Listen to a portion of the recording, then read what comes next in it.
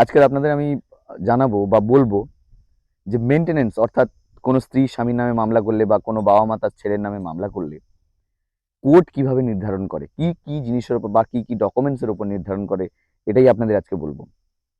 ঘটনাটা হচ্ছে, যখন মামলায় কেউ অ্যাপেয়ার করে, অর্থাৎ স্ত্রী মামলা করলো বা বাবা মা মামলা করলো, সেখানে ছেলে এসে অ্যাপেয়ার হবে বা স্ত্রী মামলা করলে স্বামী এসে অ্যাপেয়ার হবে। হলে কি হবে, একটা অ্যাসেটস অ্যান্ড লাইবিলিটিস দিতে হয়, একটা এভিডেভিট দিতে হয়, অর্থাৎ তার কি আছে না আছে, কতদূর পড়াশুনো, কি করে না করে, ইনকাম, তার খরচ, এইসব আর কি, এটসেট্রা।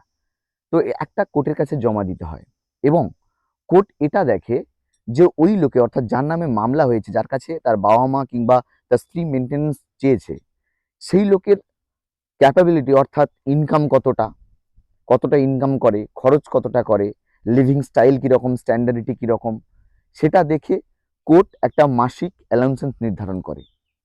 এটা একটা বিষয়। কিন্তু ম্যাক্সিমাম ক্ষেত্রে দেখা যায় যে যে এভিডেভিটটা এরা দিল কোর্টে, সেই এভিডেভিট একটা তৈরি করে দেওয়া হলো এবং তার প্রমাণপত্রও দেওয়া হলো, সেটা কিন্তু কোর্ট বিশ্বাস করে না।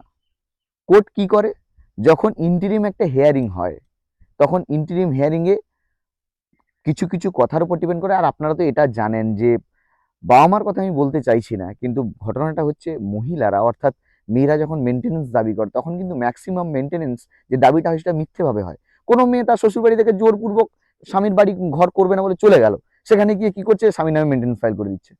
একটা মিথ্যের উপর বেস করে অনেক কিছু ঘটে। কারণ একটা জিনিস কি, আইনের চোখটা কিন্তু কালো কাপড় দিয়ে বাঁধা থাকে, যেটা দেখানো হয় আইন কিন্তু সেটা দেখে।